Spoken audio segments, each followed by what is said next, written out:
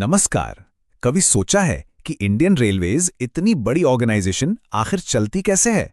आज हम इसी की पड़ताल करेंगे और परत दर परत उस इनक्रेडिबली कॉम्प्लेक्स ढांचे को समझेंगे जो दुनिया के सबसे बड़े रेलवे सिस्टम्स में से एक को हर रोज चलाता है। ये सिर्फ कोई थ्योरेटिकल सवाल नहीं है, बल्कि ये वो असल चुनौती है जिसे इंडियन रेलवेज रोज फेस करता है। इतने बड़े नेटवर्क को सेफ और एफिशिएंटली चलाना किसी एपिक से कम नहीं है। तो चलिए देखते हैं कि ये सब होता कैसे है। अच्छा, तो इस मैसिव मशीन को समझने के लिए हम अपनी जर्नी शुरू करेंगे एकदम टॉप से, मतलब कमांड सेंटर से, और फिर लेयर बाय लेयर नीचे आते जाएंगे, ये देखने के लिए कि ये सारे हिस्से मिलकर काम कैसे करते हैं। तो सबसे ऊपर, एकदम शिखर पर, किसी भी बड़ी कंपनी की तरह ही है कमांड सेंटर। यहीं पर वो सारे बड़े स्ट्रेटेजिक डिसीजंस लिए जाते हैं जो पूरे नेटवर्क पर असर डालते हैं। देखिए, पूरे नेटवर्क का मैनेजमेंट सेंट्रली होता है मिनिस्ट्री ऑफ रेलवेज के अंडर, जिसे हेड करते हैं रेलवे मिनिस्टर। यही मंत्रालय है जो ऑर्गेनाइजेशन के लिए पॉलिसीज और ओवरऑल डायरेक्शन सेट करने के लिए रिस्पॉन्सिबल है। तो अगर मिनिस्ट्री विजन सेट करती है तो रेलवे बोर्ड, वो सी स्वीट या बोर्ड ऑफ डायरेक्टर्स है जो इसे असलियत में लागू करता है।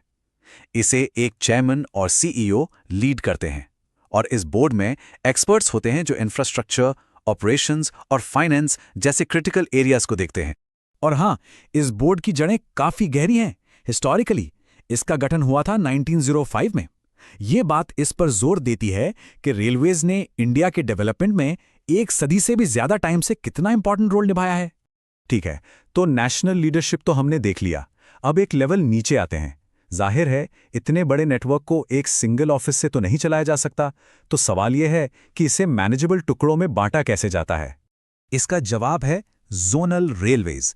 ये इस मैसिव ऑपरेशन को डिसेंट्रलाइज करने का पहला और सबसे क्रूशियल स्टेप है, जहां पूरे देश को अलग अलग रेलवे रीजन्स में बांट दिया जाता है। तो इंडियन रेलवेज का जो ये वास्ट नेटवर्क है, इसे 18 जोनल रेलवेज या जोन्स में डिवाइड किया गया है, और इनमें से हर जोन अपने रीजन के लिए बेसिकली एक सेल्फ कंटेन्ड रेलवे सिस्टम की तरह काम करता है। अगर हम अपनी कॉर्पोरेट एनोलॉजी को जारी रखें, तो अगर रेलवे बोर्ड कॉर्पोरेट एचक्यू है, तो जोनल रेलवे का जनरल मैनेजर एक रीजनल वाइस प्रेसिडेंट जैसा होता है। मतलब वो अपने जोन में होने वाली हर चीज के लिए टॉप अथॉरिटी है।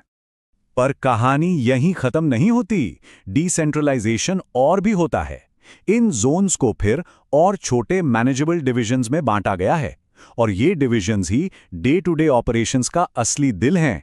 यहीं पर सारे प्लान्स एक्शन में बदलते हैं। तो हमने ज्योग्राफिकल स्ट्रक्चर तो समझ लिया, पर इन जोन्स और डिविजन्स के अंदर लोग करते क्या हैं? इसका जवाब मिलेगा फंक्शनल डिपार्टमेंट्स में, वो इंजन जो इस पूरे ऑपरेशन को पावर देता है।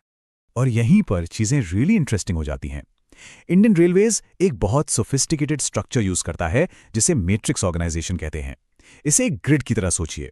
इससे यह इंश्योर होता है कि लोकल ऑपरेशंस पर स्ट्रांग कंट्रोल भी रहे और साथ ही पूरे नेटवर्क में फंक्शनल एक्सपर्टीज भी बनी रहे। तो प्रैक्टिकल टर्म्स में यह मैट्रिक्स सिस्टम काम कैसे करता है? इसका मतलब यह है कि एक एम्प्लॉय के इफेक्टिवली दो बॉस होते हैं, एक लोकल ऑपरेशंस के लिए यानी डिविजनल मैनेजर, और दूसरा फंक्शनल गाइडेंस के लिए यानी जोनल हेड ऑफ डिपार्टमेंट। ये जो डुअल चेन ऑफ कमांड है, ये कॉम्प्लेक्स टास्क्स को कोऑर्डिनेट करने के लिए बहुत जरूरी है।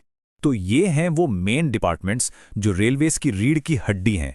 ऑपरेशंस डिपार्टमेंट ये देखता है कि ट्रेनें चलें, इंजीनियरिंग डिपार्टमेंट ट्रैक्स मेंटेन करता है, मैकेनिकल डिपार्टमेंट इंजन्स का ध्यान रखता है, और इसी तरह हर डिपार्टमेंट का अपना एक क्रिटिकल रोल है।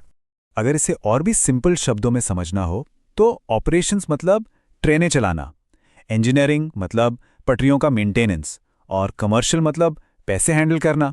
जब हम फंक्शंस को इतना सिंपल करके देखते हैं तो ये समझना आसान हो जाता है कि सारे पीसीज एक साथ कैसे फिट होते हैं।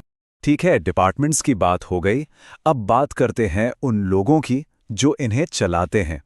इतनी बड़ी ऑर्गेनाइजेशन को रन करने के लिए टॉप ऑफिसर्स से लेकर ग्राउंड स्टाफ तक एक क्लियर हायरार्की का होना बहुत ही जरूरी है। तो जैसा कि देख सकते हैं, एक क्लियर और टियर्ड पर्सनल स्ट्रक्चर है।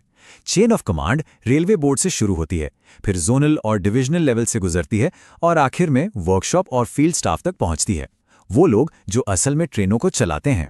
और ये जो पर्सनल स्ट्रक्चर है, ये इनक्रेडिबली डिटेल्ड है।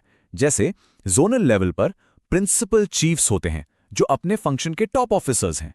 वहीं डिविजनल लेवल पर senior divisional officers ground operations को लीड करते हैं। हर लेवल पर रोल्स और रिस्पॉन्सिबिलिटीज एकदम क्लियरली डिफाइंड हैं। लेकिन आखिर में ये पूरा डिटेल्ड स्ट्रक्चर सिर्फ कमांड एंड कंट्रोल के बारे में नहीं है। जैसा कि ये कोट कहता है, ये एक ह्यूज वर्कफोर्स को मैनेज करने और उन्हें एक कॉमन गोल की तरफ मोटिवेट करने के बारे में है। और वो गोल क्या है? भारत को चलाते रहना। तो चलिए अब इन सारे पीसेस को एक साथ जोड़कर देखते हैं।